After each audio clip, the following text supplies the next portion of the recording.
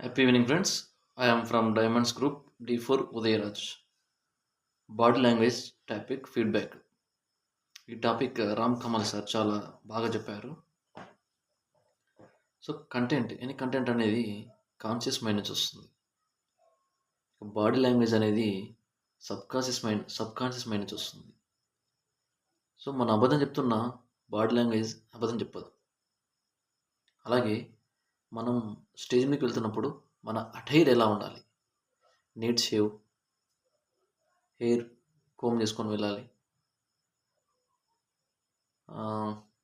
Formal డ్రెస్లో ఉండాలి.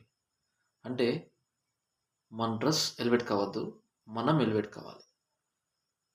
అలాగే స్మైల్ ఉండాలి. అంటే స్మైల్ అనేది పాజిటివ్ కమ్యూనికేషన్ చెప్తుంది. అలాగే పోస్చర్ ఎలా ఉంటుంది, మన పోస్చర్ నిలబడే పోస్చర్ స్ట్రైట్గా ఉండాలి. ఈ షోల్డర్స్ బెండ్ అయి ఉండొద్దు. కింద మన రెండు పాదాల గ్యాపు ఈ షోల్డర్స్ లెవెల్లో ఉండేలా ఆ గ్యాప్ ఉంచుకోవాలి రెండు పాదాలకు. అలాగే స్టేజ్ని వాడుకోవచ్చు, బట్ స్లోగా వాక్ చేయాలి, మరి స్పీడ్గా పరిగెత్తినట్టు కాకుండా. అలాగే హ్యాండ్స్ను ఇలా లాక్ చేయొద్దు.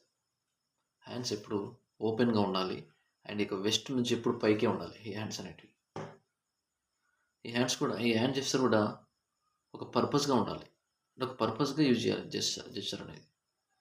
అలాగే ఈ పామ్స్ అనేది లాక్ చేయకుండా, అలాగే పాకెట్లో పెట్టుకోకుండా ఓపెన్గా ఉండాలి. అలాగే ఎవరి వైపు కూడా ఇలా వేలు పెట్టి చూడవద్దు. అలాగే మన ఐ కాంటాక్ట్ అనేది అందరిని చూస్తున్నట్లుగా ఉండాలి.